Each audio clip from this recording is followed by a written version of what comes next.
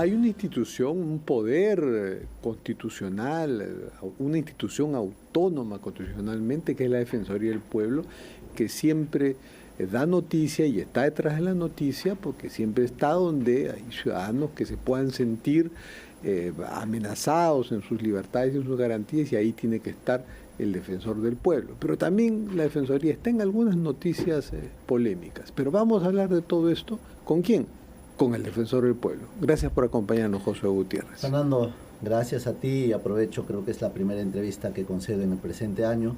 El mejor deseo para toda la comunidad peruana, donde se encuentre, acá en nuestro territorio y fuera de ella, y los mejores deseos para que este año 2024 sea un año provisorio, un año de reactivación, un año de buenas noticias, que en diciembre de este año, si Dios nos conceda la vida, podamos estar haciendo un balance positivo en aras, digamos, de consolidar una economía que deberíamos estar en mejores condiciones en Latinoamérica. ¿Por qué no decir la gran locomotora? Somos un país geopolíticamente estratégico para Sudamérica y para el mundo, por lo tanto, y siento entonces la necesidad de estar aquí en tu programa para abordar estos y otros temas que indudablemente interesan a la comunidad peruana. Feliz año también para usted y para la Defensoría. Pero quería empezar con algunos cuestionamientos para luego entrar en la agenda proactiva de la Defensoría, que sé que está y tiene que estar detrás de las principales preocupaciones de los peruanos. Pero primero ha surgido una noticia que lo toca a usted de una forma peculiar, ¿no? Nos hemos enterado por una investigación del Comercio que antes de caer, para llamarlo de alguna forma, la exfiscal de la Nación, Patricia Benavides, estaba por abrir una investigación a usted por patrocinio ilegal que le había pedido el ex procurador de la Nación, Daniel Soria. Usted estaba al tanto de eso, me imagino. Es un tema irrelevante a comentar, la verdad, porque en su momento salí a hacer una conferencia. Hace más de 3 años, desde el año 2017, se viene atendiendo muchos casos, en particular el caso Nadine Heredia, en la Defensoría del Pueblo, mucho antes que yo... Claro, para recorrerle a nuestros seguidores, ¿no? Sí. La denuncia de Soria era porque usted había hecho una carta abogando para que le den... Es una narrativa falsa, porque yo nunca he hecho ninguna carta, ningún oficio, ningún escrito... O sea, usted no la firmó, pero sí la Defensoría. Por eso, sí la Defensoría. Y usted promovió ese escrito. Tampoco, porque por eso le vuelvo a decir el contexto. O sea, antes que yo sea defensor, millones de peruanos, probablemente cientos de miles de peruanos, acuden permanentemente a la Defensoría del Pueblo, y uno de ellos la ciudadana Nadine Heredia. Antes que yo sea defensor, y la Defensoría lo ha venido atendiendo. Cuando yo he sido defensor designado, igual lo han venido atendiendo, y ese es el mecanismo natural que se entiende. Entonces, cuando el ex procurador hizo una denuncia, ¿no? Hizo una denuncia, inmediatamente la Fiscalía se apersonó a hacer las pesquisas indagatorias y a obtener toda la documentación que sobre el caso se refiere. Y en ella se puede demostrar con fehaciencia que en ningún momento participé en todo ese proceso, y que la Defensoría institucionalmente sí asumía ese tipo de casos, y que naturalmente los adjuntos que corresponden habían accionado. Usted no niega su amistad con Nadine Heredia, ¿no? Claro que, ¿cómo lo voy a negar? Eso no se podría hacer jamás, porque además, si bien no lo he visto siquiera desde que terminamos nuestro gobierno, ¿no? El año 2016, en julio, nunca más me he podido dirigir a ella, ni siquiera conversar con ella, ¿no? Nunca más. Ya, entonces usted desconoce su responsabilidad en ese documento de la Defensoría del Pueblo, abogando para que ella pudiera obtener un permiso de salida, ya que por los juicios que sigue tiene un impedimento. Sí, y tan claro es así que cuando uno tiene la respuesta y la verdad, uno asume rápidamente la respuesta, y lo hemos hecho en una conferencia de prensa con todo el equipo de trabajo, y con la misma el Ministerio Público se abocó al recaudo de la documentación, se hizo y se acabó. Ahí no hay nada que hablar. Todo lo demás es especulativo, y todo lo demás ya es un tema de comentario que lo voy a dejar en ese espacio, porque creo que vivimos una democracia en la cual cada quien merece... Si se reabriera el caso, si lo asumiera el nuevo fiscal, ahí usted tendrá que dar sus declaraciones. Me remito a la prueba, soy abogado, sé cuando una conducta puede ser cuestionada desde el punto de vista de la tipicidad, y sé cuando una conducta es atípica y ciertamente corresponde al ejercicio mismo de la prerrogativa constitucional como defensor y de como ciudadano. Y ahora hablemos de otro tema, porque creo que ese tema no lo ha tocado en una conferencia como hizo aquella vez, que es el de la no renovación del contrato de la secretaria del sindicato de la Defensoría, la señora Magali González. ¿Por qué no renovó el contrato de la secretaria del sindicato? No, o sea, los contratos tienen términos. Y ahora... ¿Por qué la dejó ir, no? La secretaria del sindicato. Pero, a ver, los contratos tienen términos, tienen fecha final, y uno, si tiene disponibilidad presupuestal, lo puede renovar, y si no la tiene, no. Ahora, esos contratos CAS que son temporales, naturalmente tienen el orden que corresponde. El MEF, el presente año, el 2023 ha sacado una directiva que ha sido implementada, también vista por servir. Han establecido, digamos, con un rigor muy metodológico, muy técnico, cuáles son los procedimientos que se debe seguir. Y yo en lo particular no veo los casos personales de ningún trabajador, de ningún servidor de la Defensoría. Pero, eso tiene su canal que corresponde y lo ve en el área. Pero usted era consciente de que ella la conoce como secretaria del sindicato, claro, y sí, por lo menos evaluó: trataré de hacer algo para que no se vaya, porque sería feo separar, apartar cargos de la institución a la secretaria general del sindicato. Fernando, yo no he separado a nadie. Los funcionarios... Pero dejó irse a la secretaria general del sindicato. Los funcionarios cumplen su labor, de acuerdo. Lo único que yo sí exijo a los funcionarios es que todo esté con apego a ley, con arreglo a la ley y listo. El resto es responsabilidad de cada uno. Y luego de la en lo personal no me inmiscuyo en temas de personal, porque no me sería a mí triste estar eligiendo en quién se va, quién se queda. Creo que todos los que tienen expertise y tiempo trabajando en la Defensoría merecen mi respeto y la continuidad. Ahora, ¿y usted tenía una relación personal con ella como secretaria del sindicato? ¿Se reunió con ella? Claro, ¿Tenían algún conflicto? No, yo les atendí hasta el último. Porque el sindicato sí pues tiene una historia, digamos, de conflicto con usted, porque trataron de impedir, de postergar la elección del defensor del pueblo. Pero no ha sido propiamente que conmigo, no fue, ¿no? O sea, ha sido una conducta. En ese momento no fue personal porque no se sabía a quién iban a elegir.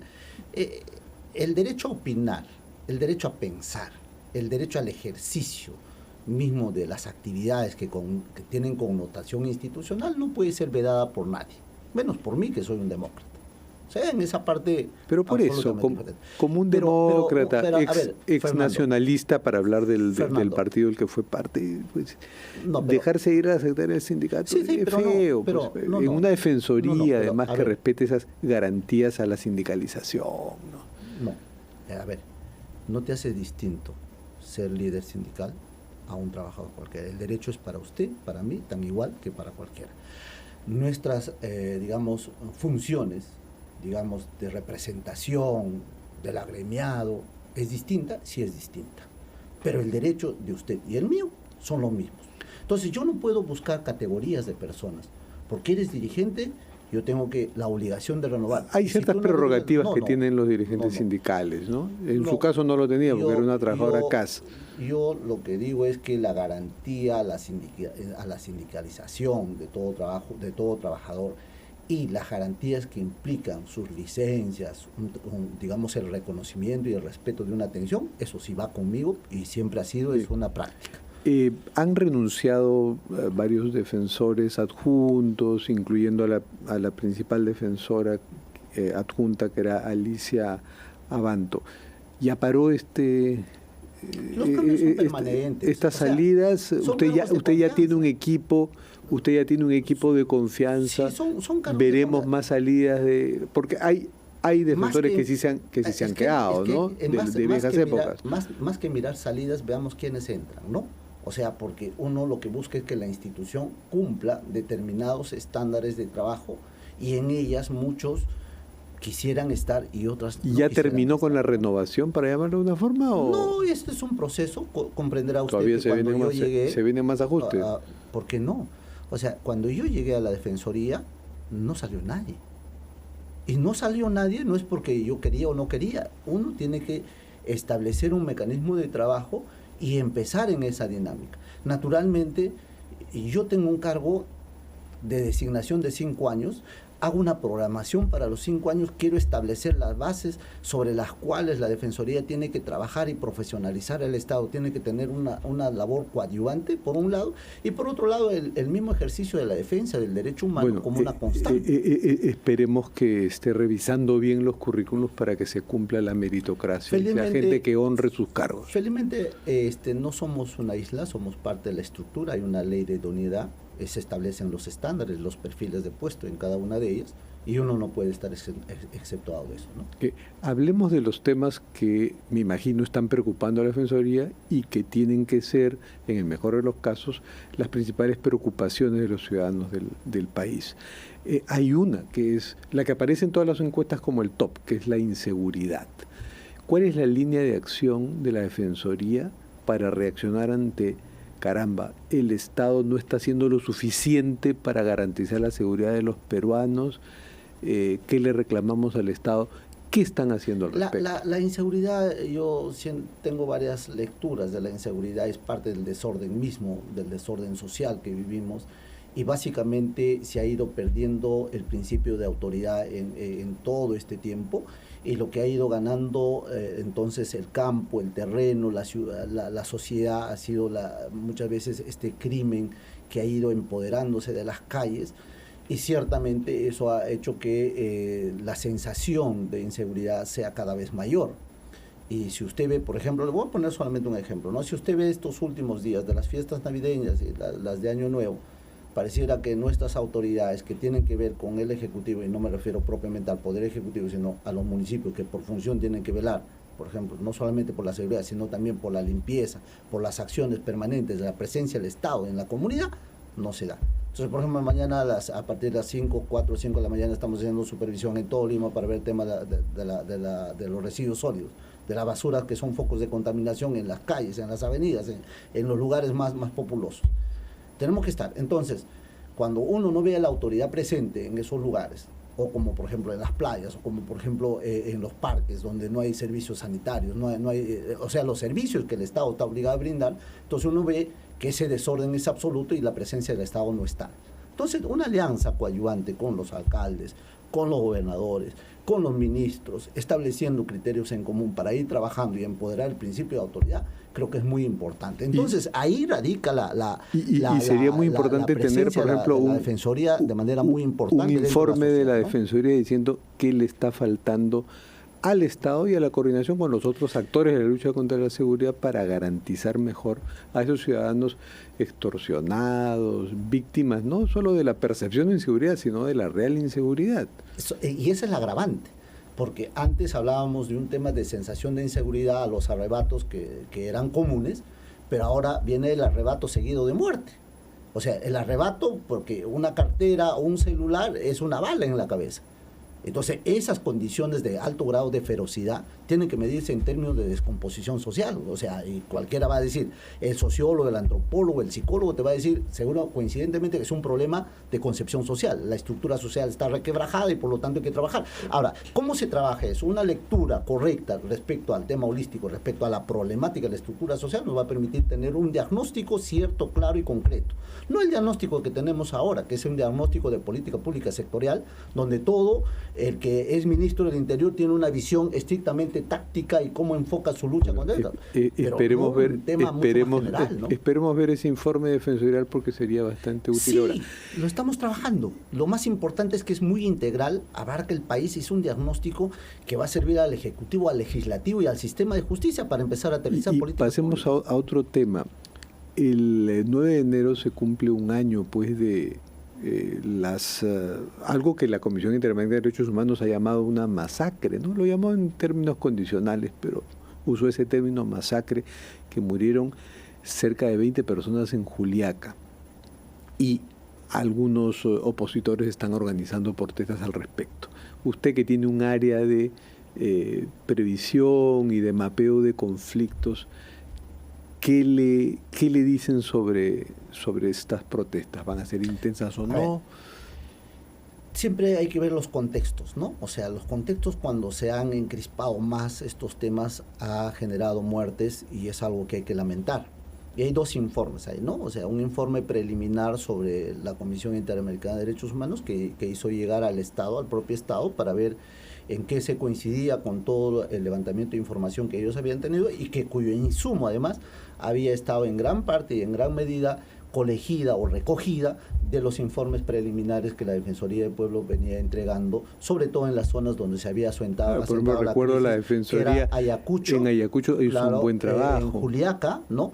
Y Derechos Humanos, la Fiscalía Especializada de Derechos Humanos de Ayacucho, con la fiscal con quien tuvo el gusto y el honor de entrevistarme, como también con el presidente de la Junta de Fiscales, han tenido un trabajo amplio, prolijo, respecto al acopio de la información y de la investigación. Y eso allana mucho el camino para que pueda tenerse conclusiones. No obstante, acá hay dos partes. La parte, digamos, de la investigación desde la perspectiva de derechos humanos y la investigación desde la perspectiva de quienes han generado los disturbios y estos desmanes y que han generado violencia contra propiedad privada y propiedad pública. Entonces, si bien no se sopesa en igualdad de proporción, lo que nosotros exigimos como Defensoría es celeridad en ambos casos y que tiene que aplicarse el rigor de la ley en ambos casos.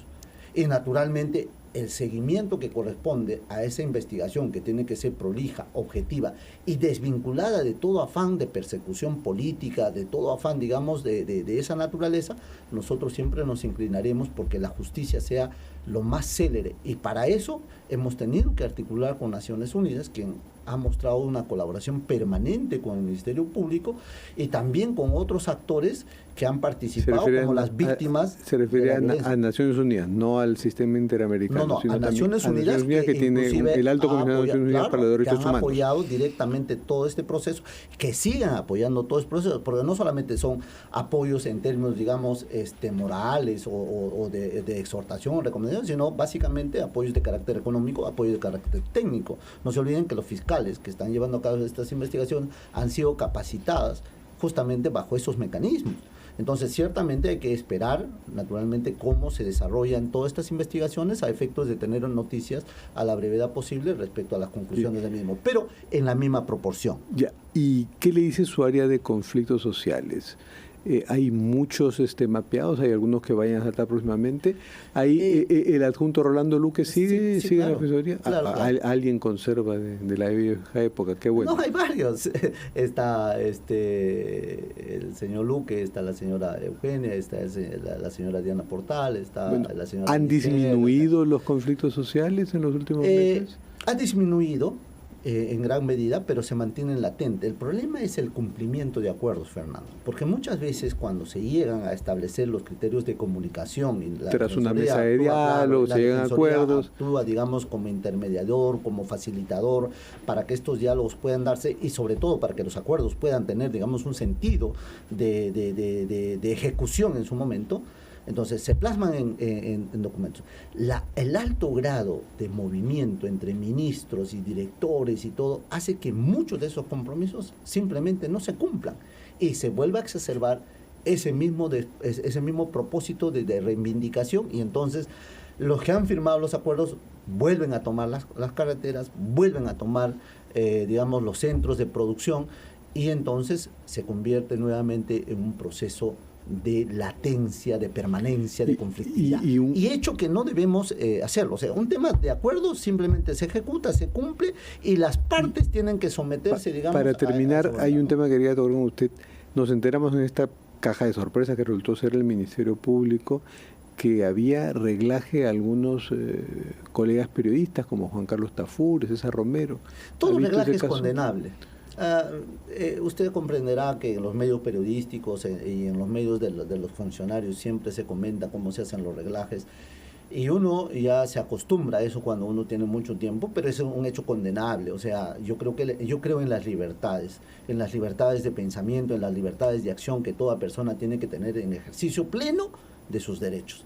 Y eso se ve recortado cuando hay reglaje, eso se ve recortado cuando hay chuponeo. Y la Defensoría tiene que estar allí cuando un ciudadano se queje de que está haciendo reglaje. Y justamente la Defensoría es tan abierta que no distingue amigos ni enemigos. La Defensoría tiene que ser el ente independiente que acobije a todo el que se ve afectado en su derecho. Y le voy a decir, a la Defensoría vienen los altos funcionarios, los dignatarios aforados vienen en tutela de derechos, pero también viene el comunero.